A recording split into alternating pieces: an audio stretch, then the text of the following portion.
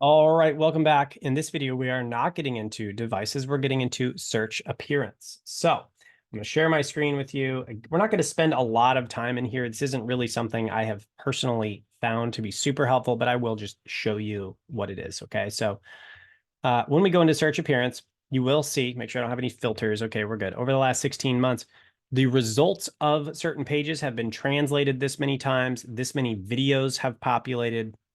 Product snippets have shown up, and frequently asked question in the rich results. Okay, we'll get into that later. So that's all I'm going to do in this video. This is just how many other things showed up in search. So as an example, I guess, as a video pages, how many times has my video been featured in the search results as a result of it being the primary element on one of my website's pages? Okay, so that's kind of what that means.